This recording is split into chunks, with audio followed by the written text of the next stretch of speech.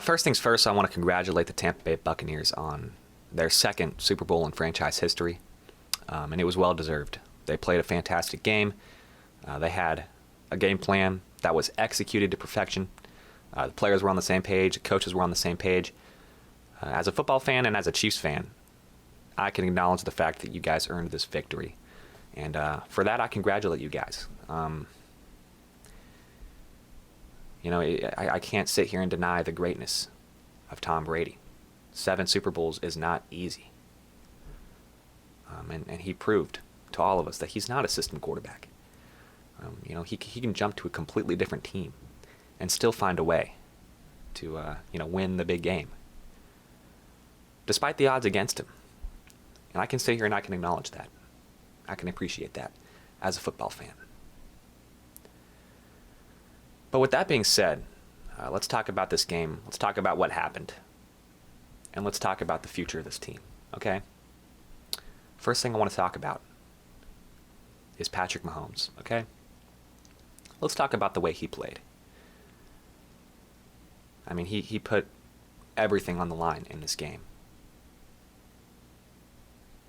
Despite the fact that he had a couple interceptions, despite the fact that he wasn't able to get in the end zone, we can all sit here and look at the way he played and appreciate the heart and the effort that he put in to this football game.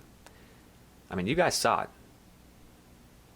He was risking his body. He was putting his future on the line, making throws that no other quarterback would have even fathomed to make in order to try to fight, claw his way back into this game, doing whatever he possibly could.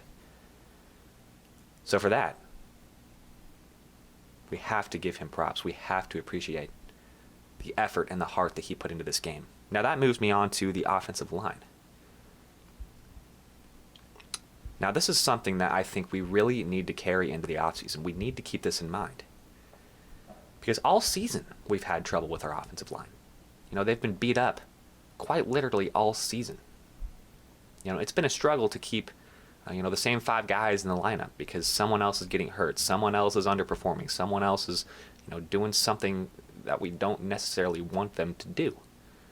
So we're always switching up the offensive line, but this is the first game where we haven't had Eric Fisher. And I'm sitting here, a couple weeks ago, I was like, why is he an all-pro left tackle? Well, now we know.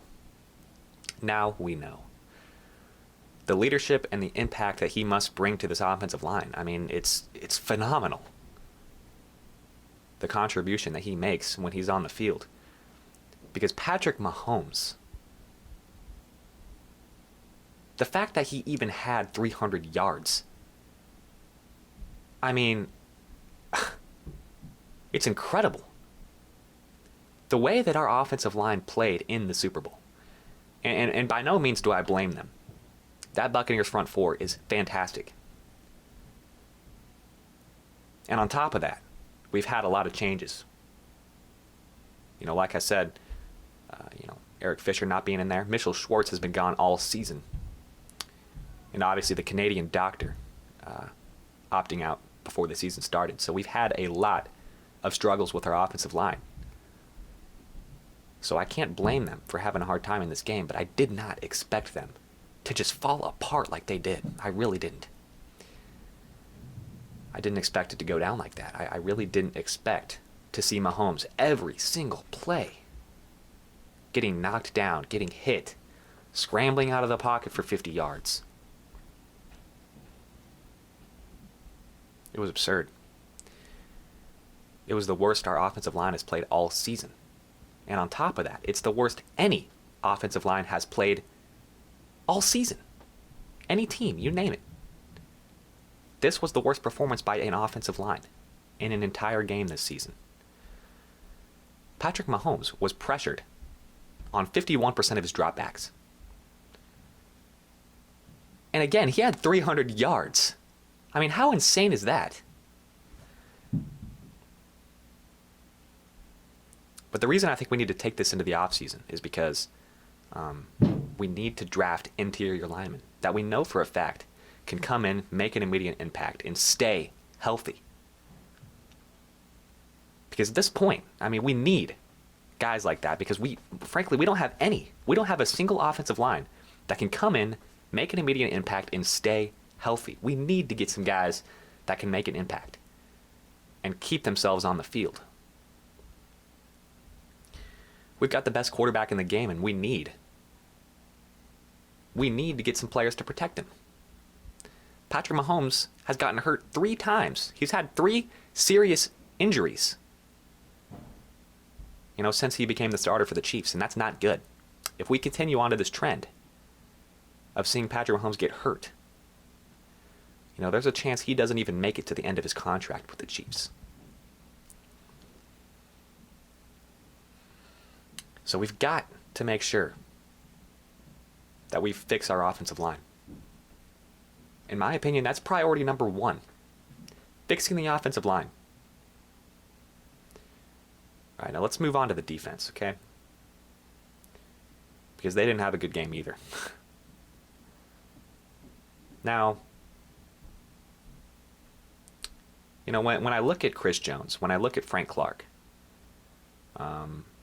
even Derek Nottie, those guys up front, when I look at the way that they've been playing all season, I got to acknowledge the fact that they've been doing a very, very solid job at keeping consistent pressure on the opposing quarterback. But in this game, didn't it seem like to you guys that they just weren't trying? That they just didn't have the effort and the heart that they normally do? It was sad. It really was.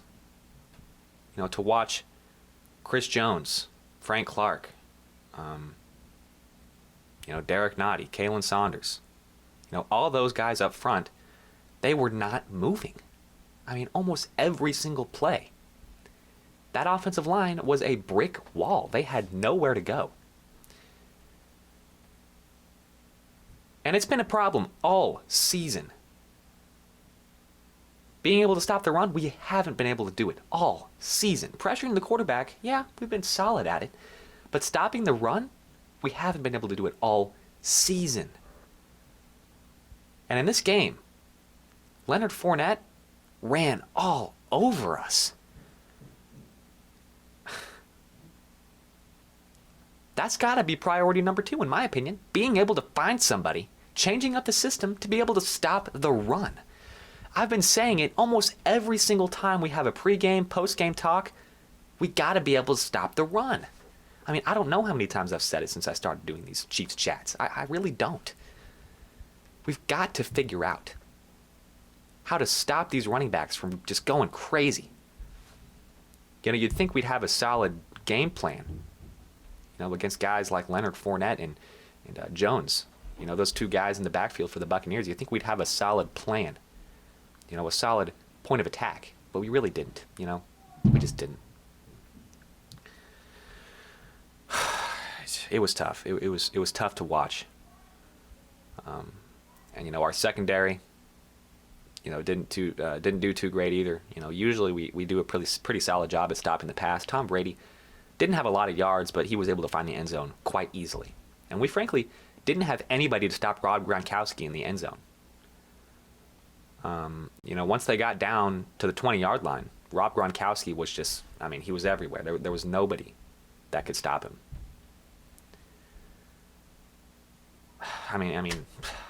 It's crazy to me how, I'm just in shock.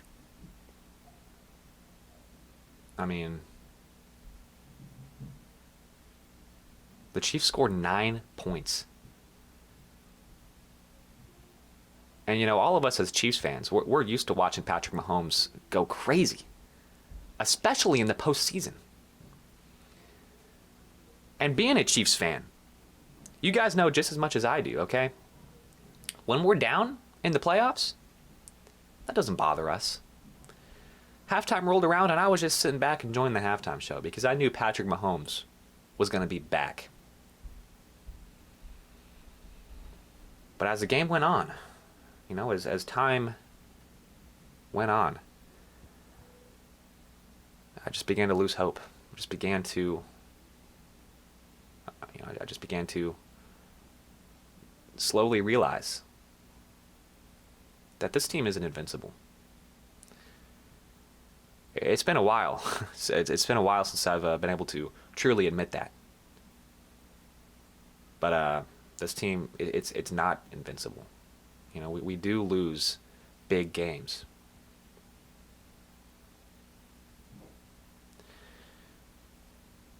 And it's just funny because no matter, you could have even looked at that drive in the fourth quarter late, with 3 minutes left on the clock.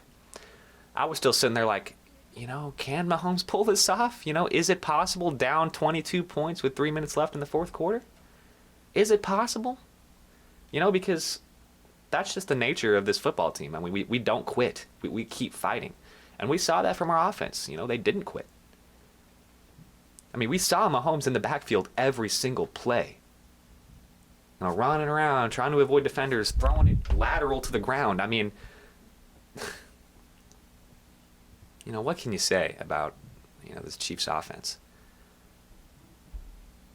I mean, one thing I know you can't say is that they didn't try. Because the entire game, they were giving it their all. And that I can appreciate. Okay?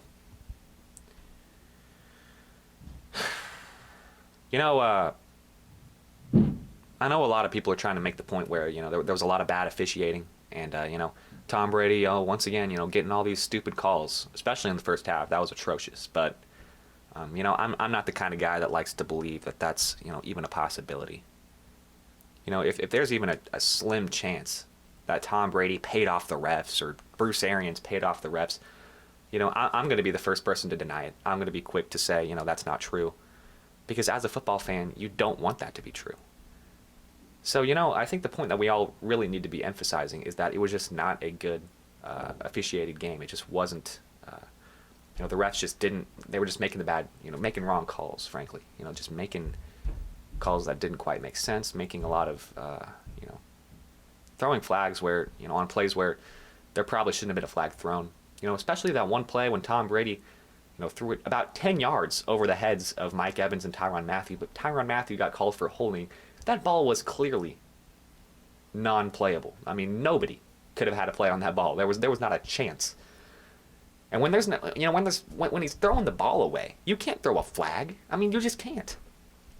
And once again, I don't want to say that it's Tom Brady's. I don't want to say that Tom Brady's paying off the refs and all this. I just think it was just a bad officiated game. Just wasn't, not a good call. I mean, really, just not a good call. And I think as a football fan, regardless of what team you cheer for, we can all agree that that wasn't a very good call. Even Buccaneers fans, I believe at this point, can probably acknowledge that that wasn't a great call. But once again, I mean, you guys earned it, okay? Buccaneers fans, if you guys are watching, you guys earned it, props to you guys. A fantastic game. But, with all that being said, okay, we learned a lot about this football team. But with all that being said, Tom Brady will be back next year. Patrick Mahomes will be back next year. And I would be lying to you if I told you I wasn't hoping for a rematch. Because in Super Bowl 56, if I don't see Tom Brady and Patrick Mahomes back on that field, it's going to be a disappointment. Because I want revenge. I want to prove that Patrick Mahomes can defeat Tom Brady. All week I've been talking about it. It's time to pass the torch. It's time for Patrick Mahomes to take over this league. But it doesn't feel like that he can truly do that unless he defeats the greatest of all time, Tom Brady. So here's a message to all my Buccaneers fans watching this right now. We'll be back. And we'll be ready.